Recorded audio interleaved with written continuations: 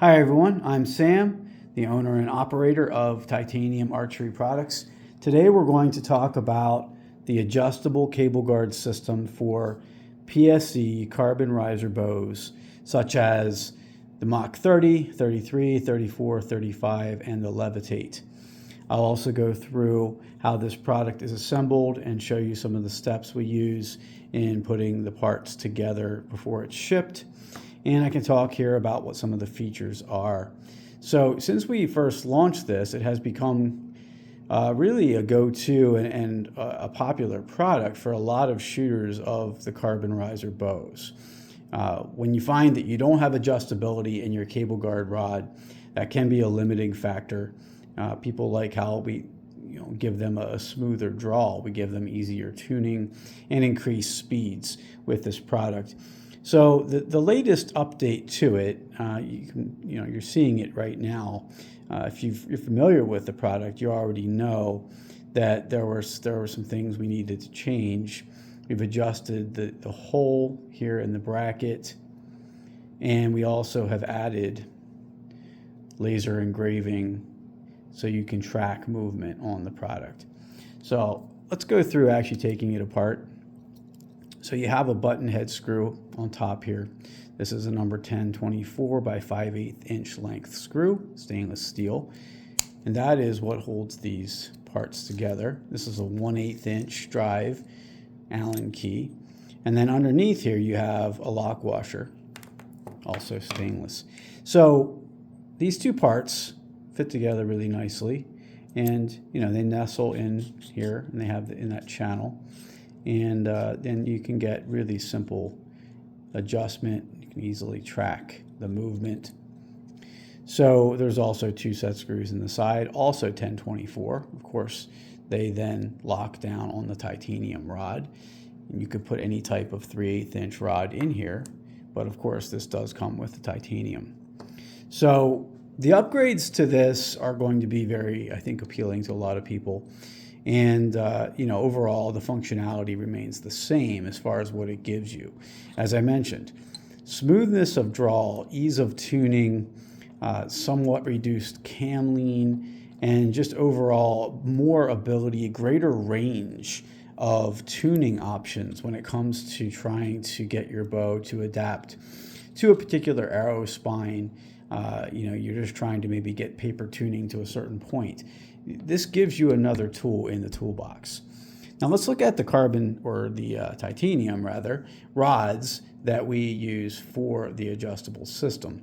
So they have these bonded on rubber caps.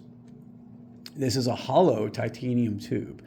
The strength of titanium is such that we can give you what is a relatively lightweight, lighter than carbon rod here because of the tubular nature, the hollow nature of it. We do fill the end with an epoxy putty, and then of course this is bonded in place.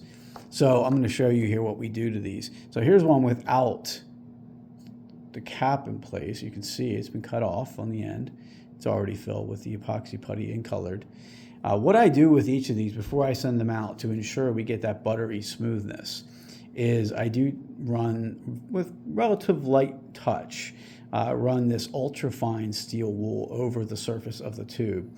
This removes any inconsistencies. I don't want to go too hard, and if you ever would do this yourself, I recommend don't press down too hard to the point that you're going to strip some of the grayish, blackish type of coating that we use here. So after doing that, after giving it kind of a buff and shine, which again gives you smoothness of draw, which gives you the ability for this cable slide to ride on there smoother.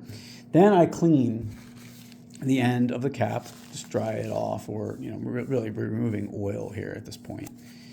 And then take this Loctite gel and apply some of this adhesive inside of the cap. And once I've got a sufficient amount of that adhesive in there, you can see there it's against the edge. Press that on all the way, making sure it's all the way down, and then rotate the cap. I rotate the cap to distribute the adhesive around, and then I usually press down across that cap as I rotate it to make sure that adhesive gets pressed around, and then allow that to set. This is one of the shorter rods we would use. That would be what's given for a Mach 30 or a Levitate. And this one here is what's used for the Mach 34, also the 33, and the 35. So, this is the really the longest of the ones we typically would even need to use. And then, of course, it's inserted into this part. Use a 332 Allen key to loosen those screws. Make sure they're actually backed out sufficiently so you can get the rod pressed all the way in. And then tighten to whatever amount you feel is necessary here. And then you have the rod in place. It's that simple. It really is. So there are multiple ways you could set this up on the bow. You could take it apart like this, attach this first to the riser, and then attach this part. What I do, though, is assemble everything first. Put this all together, bring the button head along with the lock washer, lock that down, maybe leave it just loose enough so that it moves, and then bring it up to the riser and attach it. So that's really it. And I would invite you to check out the website so you can see more about what we offer and see the pricing, etc. taparchery.com. Thank you guys for all the time you spend in investing in our learning about our products, and also the funds that you invest in purchasing the products. Greatly appreciated.